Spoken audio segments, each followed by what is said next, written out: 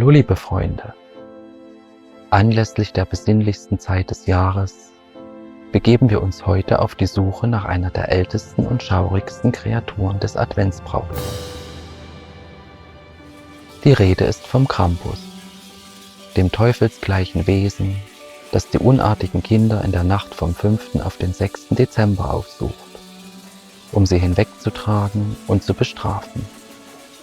Er ist Teil des Gefolges um den Nikolaus, der wiederum die Braven beschenkt.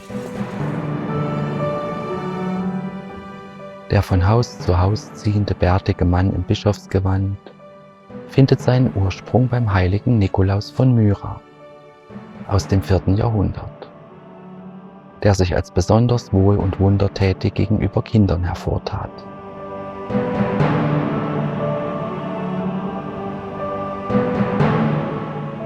Dessen Hofstaat, bestehend aus Krampussen und Engeln, bezeichnet man in Bayern auch als Bass oder Pass. In Osttirol gehören der Prozession unter anderem auch ein Bettler, ein Brautpaar mit Musikanten, ein Arzt, ein Polizist, der Bürgermeister und sogar der leibhaftige Tod als Symbol des Vergänglichen an. Figuren, die den Weg der Menschen im Verlauf des Jahres gekreuzt haben könnten.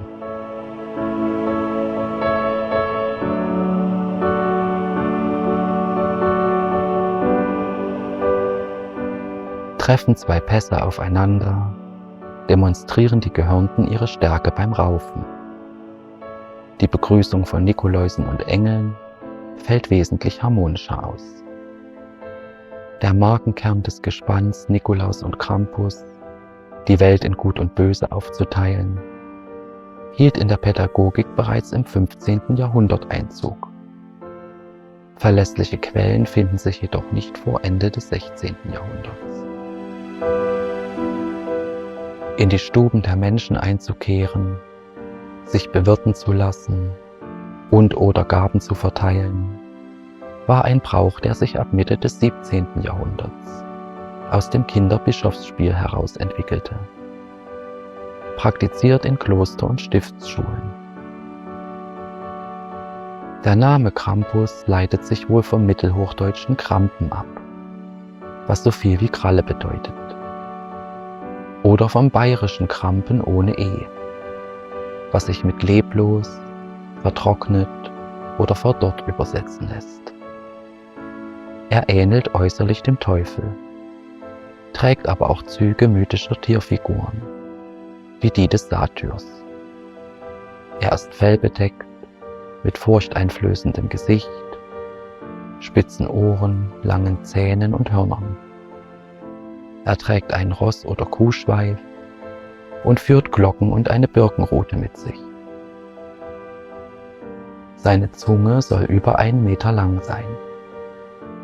Darstellungen mit Flügeln und Ketten erinnern an den gefallenen Engel Luzifer, der in der Hölle angekettet wurde.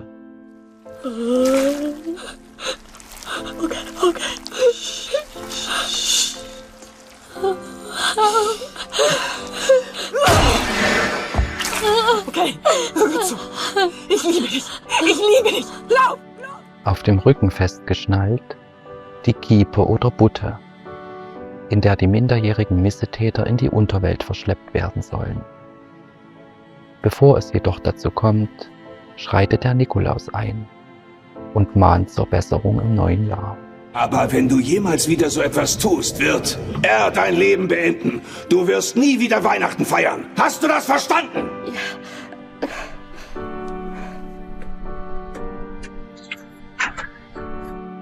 Geh! Gelegentlich wacht der Weihnachtsteufel auch über die Einhaltung der guten Sitten bei den Erwachsenen. So mussten zu strenge Lehensherren und geizige Bäuerinnen schon immer mit seinem Missfallen rechnen.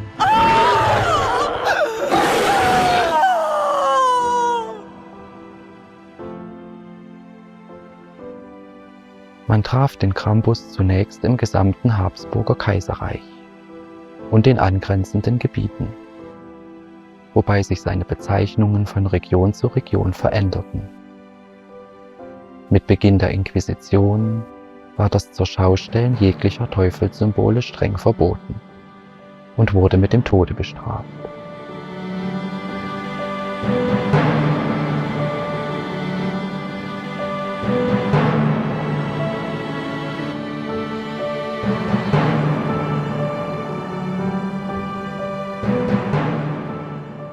Auch die Aufklärung meinte es nicht besonders gut mit ihnen.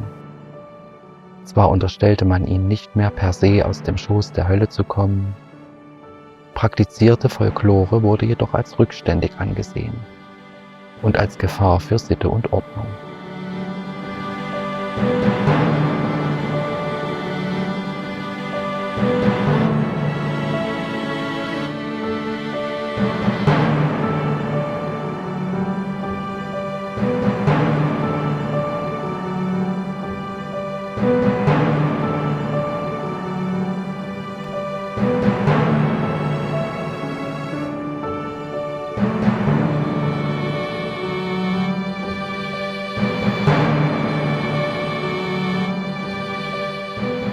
In schwer zugänglichen Gegenden blieben die gewachsenen Traditionen erhalten.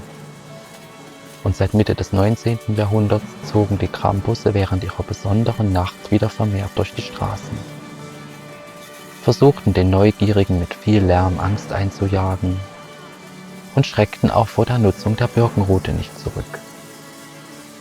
Beim Krampuslauf versammeln sich heute über 1000 dieser Sagengestalten.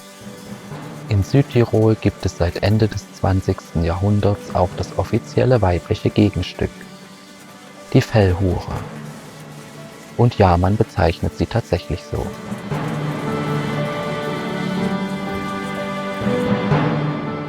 Als in der Zeit 1914-18 und 39-45 die Männer an der Front und demzufolge in den Dörfern knapp waren, wurde das Brauchtum sogar gänzlich von Frauen am Leben erhalten.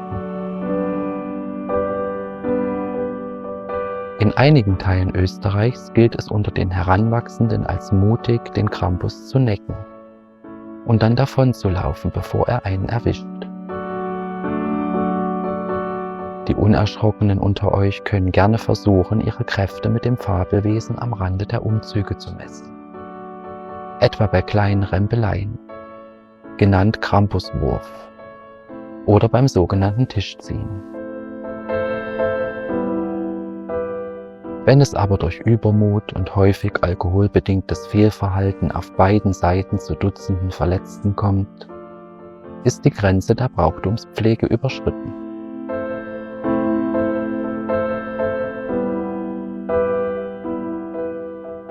Vielerorts müssen sich die ungezähmten Fellträger bereits an einen strengen Verhaltenskodex halten. Es herrscht beispielsweise striktes Alkoholverbot. Jeder Krampus wird mit einer Nummer versehen und registriert. Die Rute darf nicht oberhalb der Knie zum Einsatz kommen. Das Publikum ist angehalten, die Absperrungen, die sie von den Ungetümen trennt, nicht zu überschreiten. Und das Ziehen an den Hörnern oder anderweitiges Triezen verbietet sich natürlich von selbst. Nicht nur, dass der Krampus gut und gerne 2000 € investiert, um komplett gewandet zu sein, er trägt in voller Ausstattung auch um die 10 Kilo Ballast mit sich herum. Parallel zum volkstümlichen Treiben in den Straßen werden für die Teile der Bevölkerung, die in der Vergangenheit schlechte Erfahrungen mit den Sagengestalten gemacht haben, Seminare zur Bewältigung ihrer Ängste angeboten.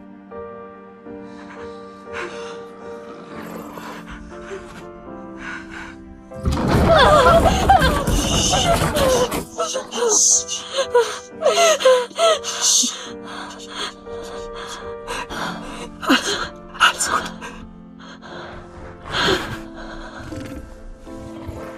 Inzwischen hat unser Teufel auch den Sprung in die nordamerikanische Popkultur geschafft.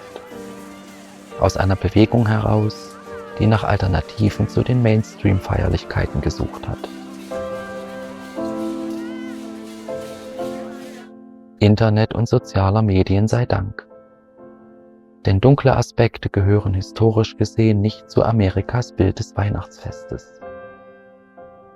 Der Antiheld soll die Kinder daran erinnern, dass der Geist von Weihnachten keineswegs im zügellosen Geschenkekonsum zu finden ist.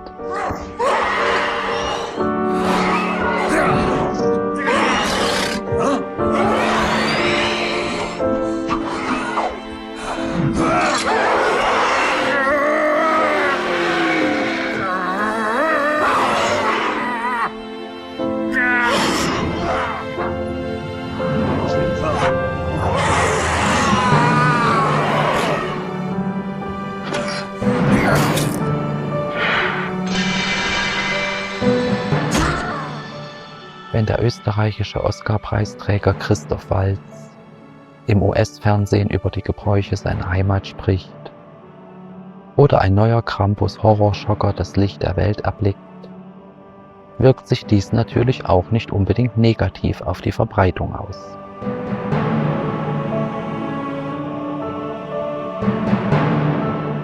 Zum Abschluss schauen wir uns noch zwei Verwandte des Krampus an. Einmal die Perchten, oder besser die Schiachperchten und Knecht Ruprecht. Die Perchten haben im Alpenraum ein etwas kleineres Verbreitungsgebiet als die Krampusse. Ihre fellbedeckte Form ist äußerlich kaum vom Adventsteufel zu unterscheiden. Am ehesten noch dadurch, dass ein Krampus 2 Hörner hat, ein Percht 4 bis 10. Ihre Aufgaben und der Zeitraum, in dem sie erfüllt werden, sind jedoch grundverschieden. Bestraft der Krampus die Unartigen in der Nacht zum 6. Dezember, versuchen die Schiachperchten mit viel Lärm die Winter- und Nebelgeister in den Rauhnächten zu vertreiben.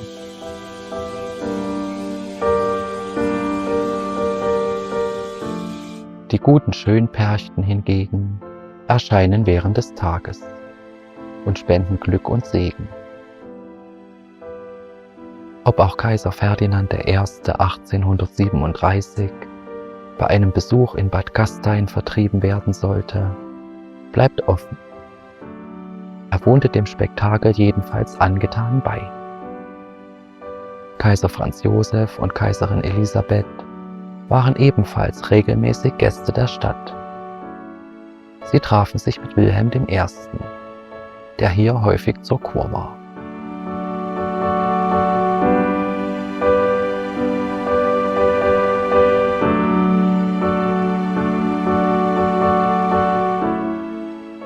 Im Laufe der Jahrhunderte ist vielerorts das Brauchtum um die verschiedenen Sagengestalten derart miteinander verschmolzen, dass eine klare Trennung kaum mehr möglich ist.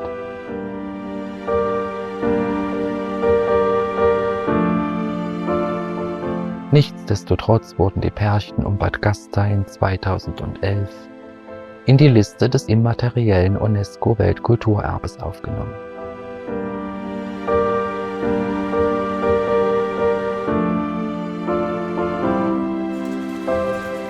Trotz des Mangels an Schrift- oder Bildbeweisen liegt die Vermutung nahe, dass der Krampus und auch Knecht Ruprecht lediglich verschiedenartige Ausformungen des Glaubens an die Perchten sind, der deutlich älter ist und sich bis zu vorchristlichen Zeiten zurückverfolgen lässt.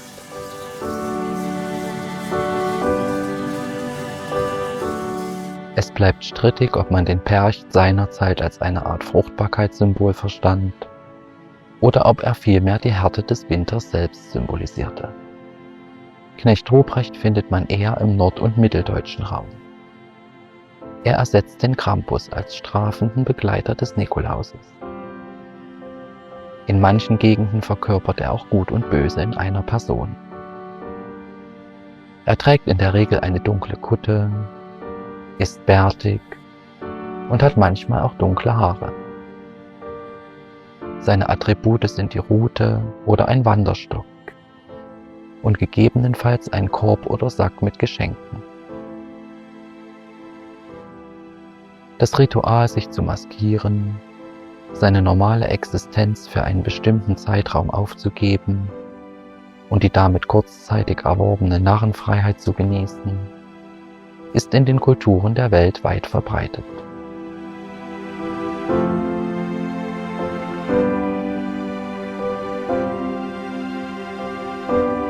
Macht euch doch einfach auf den Weg, diesen besonderen Bestandteil unseres europäischen Adventsbrauchtums hautnah mitzuerleben.